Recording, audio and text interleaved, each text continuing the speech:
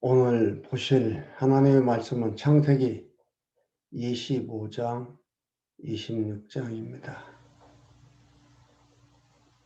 이는 하나님께서 이삭에게 언약 계승을 실현하는 내용으로 되어 있는데요. 하나님께서 아브라함한테 12장에서 20장까지 세 가지 언약을 하지요. 자손 언약, 땅 언약, 열국의 아비가 되게 하는 통치 언약, 열왕의 아비가 되는 통치 언약입니다. 이 언약을 아시고 이 언약을 이삭에게, 아브라함의 아들 이삭에게 계승을 합니다. 그것이 21장에서 26장까지 나옵니다. 그러면 이삭의 출생, 이삭의 보호, 이삭의 언약을 재확인시켜주고 이랬잖아요. 그리고 오늘 24장에서 26장까지는 언약 계승을 실현해 주는 거예요. 언약 계승을 실현해 준다는 것은 언약을 이루어 주는 가운데 무슨 일이 일어납니까? 그의 후손들이 번성하게 되고 또한 가나안 땅에서 정착하게 되는 이러한 일들입니다. 그래서 오늘 24장에서는 우리가 24장에서 4장에서 이 말씀을 보았습니다. 24장은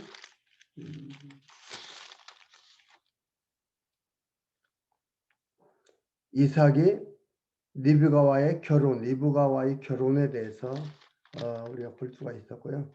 오늘 25장과 26장, 25장은 아비의 죽음과 후에, 그러니까 아브라함이 죽게 되고 그 후손들에 대해서 나오는 거고요. 26장은요, 성경이 재미있는데 26장은 언약을 계승한 이삭에 대해서 나오는 겁니다. 그래서 이렇게 이삭까지 나오고요. 27장부터는 야곱에 대해서 나오는 장면입니다. 여러분, 저하고 성경을 공부하면서 주로 하는 얘기가 그거잖아요. 하나님이 다 하신다. 그런 생각을 할 수도 있어요. 그런 의문을 가질 수도 있어요. 하나님이 다 하시면 우리는 가만히 있어도 되지 않느냐 할 수가 있어요. 그런 질문은 아직 하나님에 대해서 섭리에 대해서 아직은 잘 모르고 있다라고 볼 수가 있습니다. 내가 행동하는 거, 움직이고 뭐 하는 것은 내 힘으로 하는 줄 알면은 그렇게 질문이 나올 수가 있죠. 가만히 있는 것은 내가 있는 거고 움직이는 것은 다른 거에 의해서 움직이는 거다. 질문이 안 되고요. 이것도 생각이 올바른 생각이 되지 않습니다. 가만히 있는 것도 움직이는 것도 나의 독립적 의지에 의해서 되어지는 건 아니라는 것을 여러분들이 잊어서는 안 됩니다. 나의 독립적 의지가 없어요. 종속된 의지지요. 나중에 또 구체적으로 얘기하게 될 때 나누기도 하고요. 오늘은 25장 보도록 하겠습니다.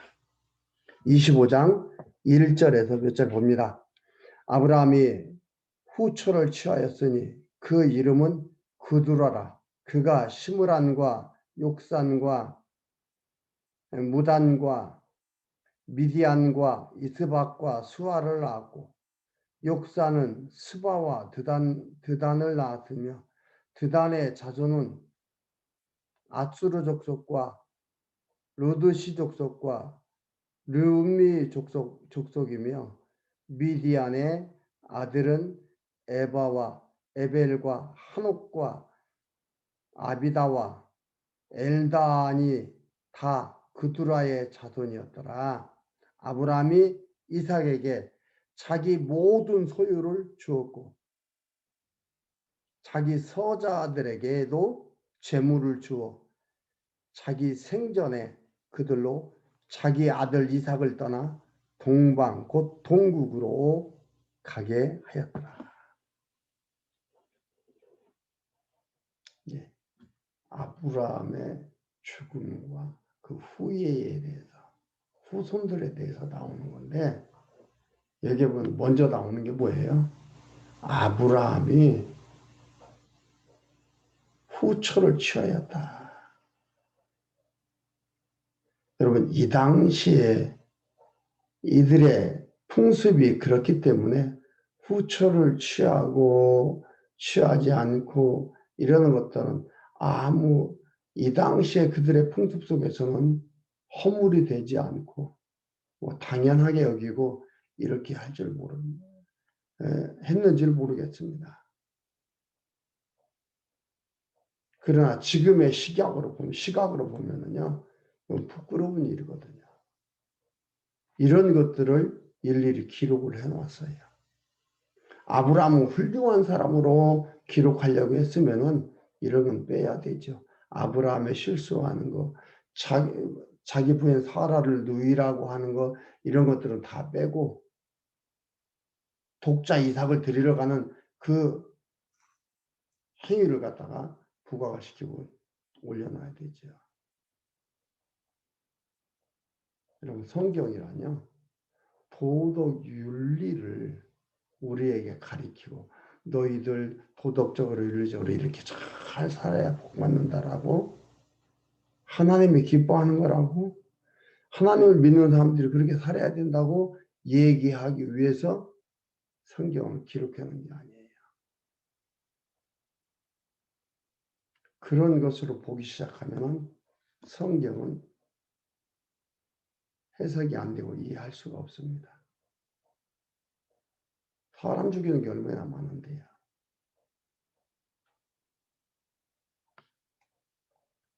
여기는 하나님께서 하나님을 계시하는데 무엇으로요? 여호와로 계시를 합니다.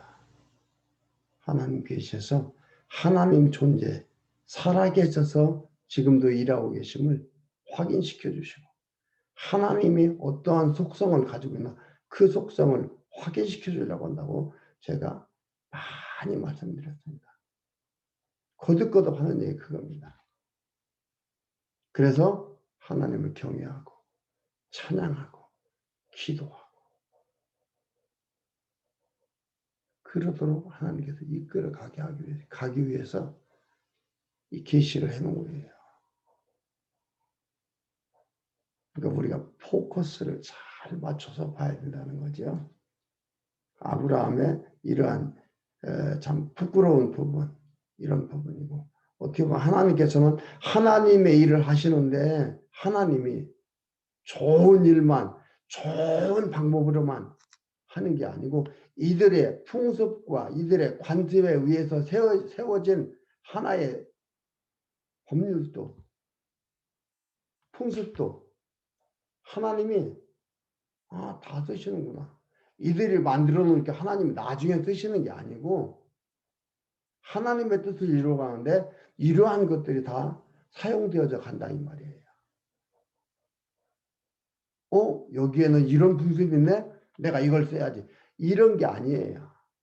이건 우리 사람들 사이에서 있는 거지 하나님이 뒷북치고 다니는 분이 아니거든요. 앞에서 일을 해가는 분입니다. 그러면서 하나님의 백성은 하나님을 일찍이 만들어 가고 찬양하게 만들어 가고 하나님께서 버린 백성들은 계속해서 하나님을 거부하며 살아가는 가운데 그들을 심판하는 곳까지 가도록 하나님이 이끌어 가십니다.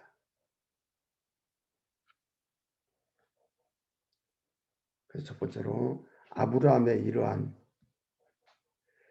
입장 곤란한 이러한 참 부끄러운 이러한 것들을 기록해 놓은 것은 언약을 이루어 가심에 행위로 되어지는 것이 아니라 가르쳐준 겁니다. 아브라함이 잘해서 언약을 이루어가는 게 아니고 행위로 이루어가는 게 아니고 하나님의 작정에 의해서 이루어져 간다 이 말이죠. 그래서 하나님은 흠이 있고 티가 있어도 하나님께서 부르신 언약 자손이에요. 사랑하고 보호하고 이끌어 가셔서 언약이 이루어져 가게 하는 겁니다.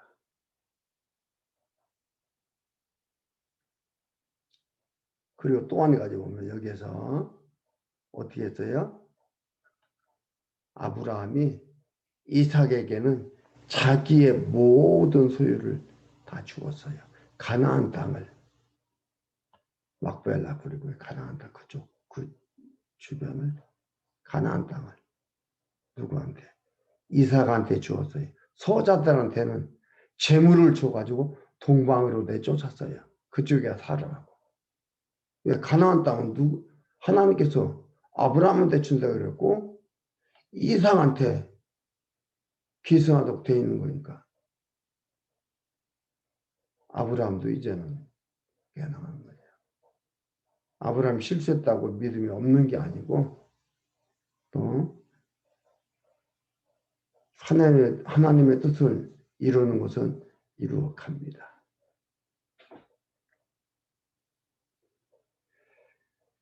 그리고 7절에서 11절까지는 아브라함이 나이 많아 죽어서 막벨라 굴의 장사가 됩니다. 아브라함이 175세에 죽습니다. 기운이 지나여 죽어 자기 열조에게로 돌아가며 그가 막벨라 굴에 장사합니다. 막벨라 굴은 어떻게 한 거예요? 아브라함이 해족속한테 돈을 주고 산 거예요. 부인 사라를 장사하기 위해서. 그래서 이제 완전히 어떻게 돼요? 아브라함의 소유가 된 거예요. 그냥 주는 거 넙죽 받았다면 어느 시점에 가서 이거 내가 준 건데 취소한다. 달라 그러면 돌려줘야 되는 거예요. 그런데 돈 주고 샀기 때문에 완전히 자기 있게 된 거예요. 자기 소유예요. 주님께서 우리를 피값을 주고 샀어요. 그래서 완전히 주님과 한 몸이 된 거예요. 하나가 된 거예요. 하나님의 소유가 된 거예요. 물리질 않아요. 물릴 수가 없어요. 그리고 12절에서 18절 아브라함의 첩 하갈의 아들인 이스마엘의 후예가 나옵니다. 그들의 후손들이 나오는 거예요. 아브라함의 첩 하갈의 아들 이스마엘의 후손. 창세기 16장 12절에 하나님께서 언약을 했잖아요. 택한 백성만 번성하게 하는 게 아니고 언약하고 언약을 그대로 이루어 줍니다. 이스마엘한테도 얘기를 하고. 왜 그럽니까? 왜 그런다고 했습니까?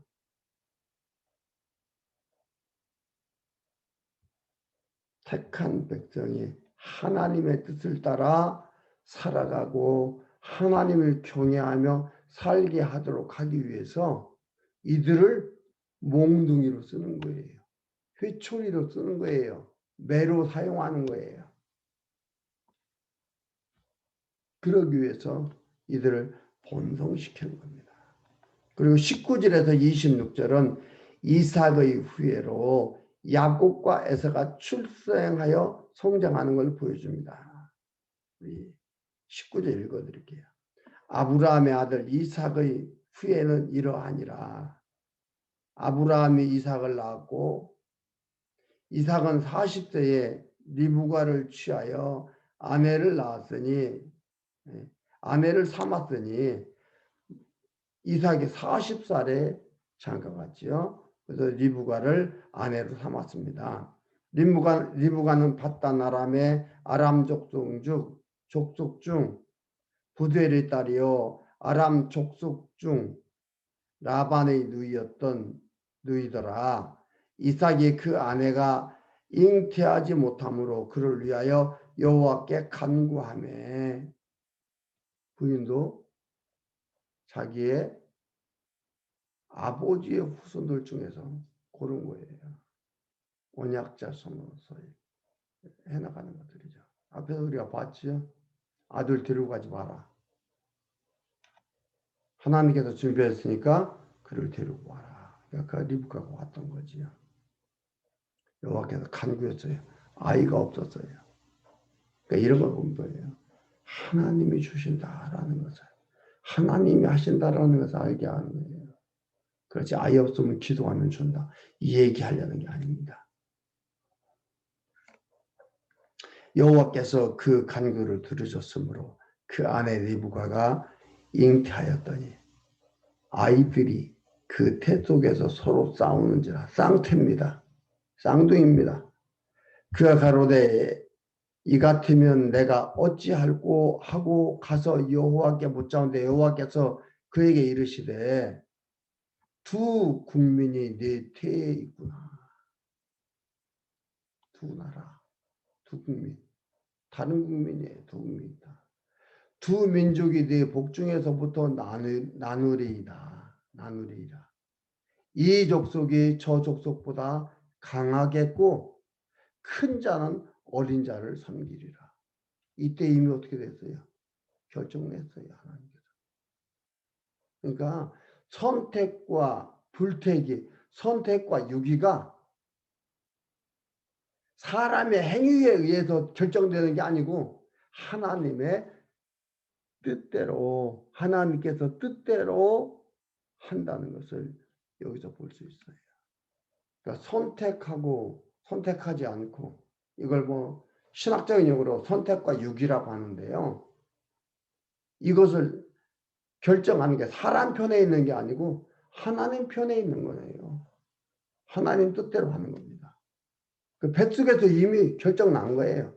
큰 자가 작은 자를 섬긴다. 이렇게 얘기를 했는데요. 그리고 나서 24절에 그 해산기한이 잔즉 태에 쌍둥이가 있었는데 먼저 나온 자는 붉고 전신이 갓옷 같아서 이름을 에서라 하였고 후에 나온 아우는 손으로 에서의 발뒤꿈치를 잡았으므로 그 이름을 야곱이라 하였으며 리브가가 그 아들을 낳을 때에 이삭이 60세였더라. 40살에 결혼해서 20년 만에 아이를 낳습니다. 쌍둥이를. 재밌는 건 27절에서 34절 보면 에서가 야곱에게 떡과 팥죽을 먹고 장자의 명분을 팝니다. 그러니까 그렇게 배고파서 그걸 참지도 못하고 조금만 더 참으면 될 걸, 이 얘기가 아니죠. 이미 뭐라겠어요? 뱃속에 있을 때 큰 자가 작은 자를 섬긴다고 이미 얘기를 했어요. 그러니까 섬기려면 어떻게 돼요? 장자의 명분을 가지고 있어야 돼요. 섬긴다는 것은 위에 사람이 강한 사람을 약한 사람이 하는 걸 섬긴다고 하지, 반대로 강한 사람이 약한 사람한테 하는 것은 섬긴다가 아니에요. 도와주는 거예요. 섬긴다라는 것은. 그러니까 이제 뭐예요? 장자가 야곱으로 바뀌는 거죠. 에서가 하는 일은 다 뭐예요? 야곱을 섬기는 게 되는 거예요. 그렇게 이루어집니다. 그리고 26절에 언약을 계승한 이삭입니다. 언약을 계승한 이삭. 그래서 1절에서 5절까지 보면은 여호와께서 이삭에게 아브라함의 언약을 계승하게 합니다. 볼까요? 26절에 아브라함 때에 첫 흉년이 들었더니 그 땅에 또 흉년이 들매 이삭이 그랄로 가서 블레셋 왕 아비멜렉에게 이르렀더니 여호와께서 이삭에게 나타나 가라사대 애굽으로 내려가지 말고 내가 내게 지시하는 땅에 거하라. 이 땅에 유하면 내가 너와 함께 있어 내게 복을 주고 내가 이 모든 땅을 너와 네 자손에게 주리라. 내가 네 아비 아브라함에게 맹세한 것을 이루어 네 자손을 하늘의 별과 같이 번성케 하며 이 모든 땅을 네 자손에게 주리니 네 자손을 인하여 천하 만민이 복을 받으리라. 이는 아브라함이 내 말을 순종하고 내 명령과 내 계명과 내 율례와 내 법도를 지켰음이니라. 여기서요 5절에 보면은 이삭한테 아니 야곱한테 아니 이제 그 이삭한테 하나님께서 나타나서 하는 얘기죠. 너는 애굽으로 내려가지 말라 이 말이죠. 하늘의 별과 같이 이렇게 네게 준다. 네 아버지한테 나타난 것 같이 이걸 너에게 주겠다. 이삭에게 나타나서 이렇게 얘기를 했습니다. 2절에. 그러면서 뭐라고 하냐면 아브라함이 하나님이 하나님한테 잘했기 때문에 내가 너한테 천하 만국의 복을 받게 되고 하고 이 언약을 기승시킨다라고 여기 나옵니다. 이것을 여러분 보십시오. 무슨 얘기인가? 이것은 앞에서부터 우리가 공부해 왔으니까 알 수 있는 것은 아브라함이 이게 아니구나 이렇게 안 했구나. 그러면 아브라함이 어디서 몰래 성경에는 기록되지 않았는데 어디서 몰래 숨어서 이런 것을 지켰나? 여러분 명령과 계명과 율례와 법도는 언제 줬어요? 모세 시대 때 줬어요. 모세한테 준 거예요. 모세한테 준 건데 어떻게 모세보다 앞에 있는 아브라함이 이걸 지켰다는 얘기예요. 그러니까 이런 걸 보면서 이해하기도 어렵고 이건 무슨 얘기란 말이냐. 이게 맞는단 말이냐. 이게 하나님 말씀이란 말이냐. 그러니까 막 사람이 짜집게 해놓은 거지 이게 맞는 얘기가 아니다. 이렇게 말할 수밖에 없고 이렇게 말을 한단 말이죠. 근데 이 얘기는요. 명령과 계명과 율례와 법도를 지켰다라는 건 뭐냐면은 하나님이 아브라함에게 명하신 말씀을 얘기하는 겁니다. 여기서 그 말씀을 얘기하는 거예요. 모세가 율법을 받는 것도 하나님께서 모세한테 명한 거잖아요. 그것을 여기에서 이렇게 얘기하는 겁니다. 믿음 없는 아브라함을 믿음을 갖게 해서 순종하게 해서 이걸 지키도록 한 거예요. 그리고 그렇게 했다고 하나님께서 인정하고 내 법도를 지켰으니까 내가 해준다 이 말이죠. 하나님이 하도록 해주고 갖도록 해주고 그걸 인정해 주는 거예요. 그렇게 할 수 있도록 해줘.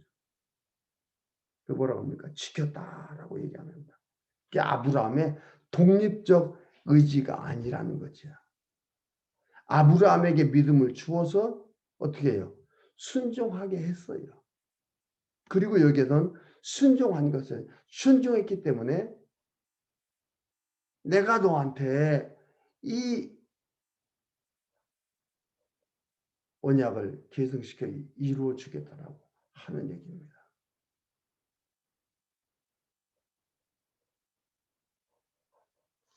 이것을 그렇게 잘 이해를 해야 됩니다.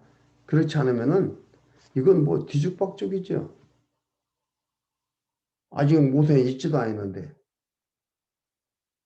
모세는 출애굽에서 출애나는데 여기부터 벌써 이렇게 나오겠습니까? 그런데 보세요. 이삭이 그랄에 거하였더니 그곳 사람들이 그랄에 거했어요.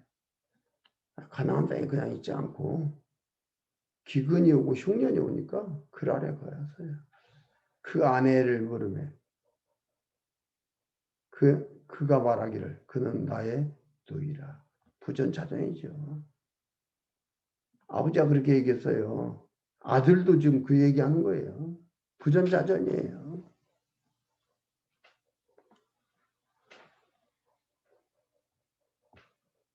믿음이 없는 거죠. 또 하나님께서는 믿음을 주는 거예요. 6절에서 11절 보면은 이삭과 리브가가 도리어 그랄 왕에게 보호를 받아요. 이렇게 하는데 보호를 받습니다. 좀 볼까요?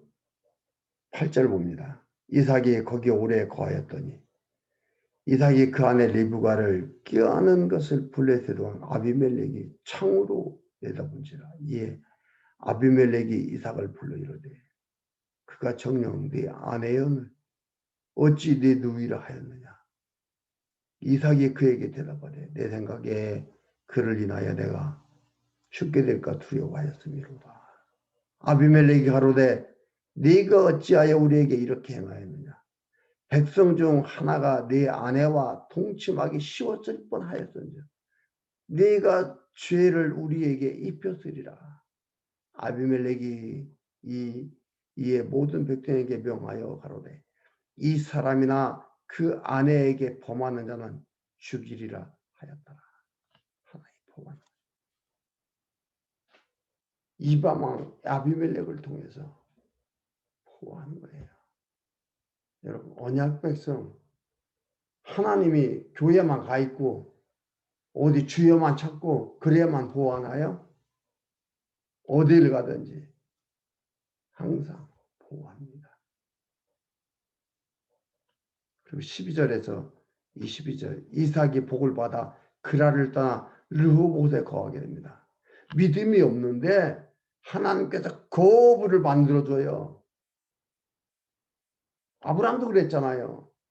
믿음이 없는데 거부를 만들어줘요. 그 믿음이 생겨요. 이삭도요. 믿음이 생겨요. 믿음이 없는데.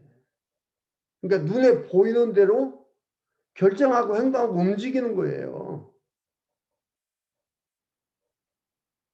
네, 하나님이 보호하고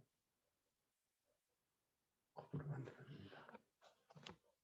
그리고 23절에서 25절까지 부엘세바에서 이삭이 여호와께 언약을 받고 단을 쌉니다. 23절 보겠습니다. 이삭이 거기서부터 부엘세바로 올라갔더니 그 밤에 여호와께서 그에게 나타나 가라사대 나는 네 아비 아브라함의 하나님이니 두려워 말라. 내 종 아브라함을 위하여 내가 너와 함께 있어 내게 복 주어 네 자손으로 번성케 하리라. 누구 때문에요? 아브라함한테 언약한 것이 있기 때문에 그렇다 이 말이에요. 그래서 우리가요 신약 시대에 사는 우리가 예수 그리스도께서 하신 말씀을 자세하게 알 필요성이 있어요. 든든해집니다.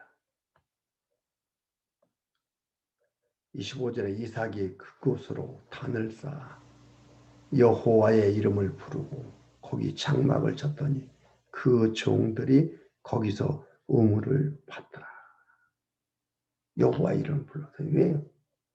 자기는 믿음이 없는데 하나님께서 아비의 언약을 계승시키고 이루어 주시고 있으니 언약을 이루시는 분이 여호와라고 부르는 겁니다. 그리고 26절에서 33절까지 이삭이 그랄 왕 아비멜렉과 평화를 위한 조약을 맺습니다. 23절에서 25절까지 아니 12절에서 22절까지 보면은 여기에서도 우물을 판 거 가지고 또 아비멜렉들하고 싸우기도 하고 이런 것들이 있습니다. 목자들이 양을 목축을 하는데 그 셈이라는 것은 이들의 생명과도 같은 것들이거든요. 다툼도 있고요. 정말 이제는 어떻게 돼요? 나라 왕과 이삭이 평화를 위한 조약을 맺습니다. 26절에 보면 아비멜렉이 그러면서 아비멜렉이 얘기하는데요. 얘기하는 가운데 이런 말을 합니다. 29절 하반절에 이제 너는 여호와께 복을 받은 자니라. 아비멜렉이 보니까 이삭이 여호와 하나님한테 복을 받은 자예요. 받을 자가 아니고 이미 복을 받은 자예요. 그래서 얘기하는 겁니다. 받은 자다.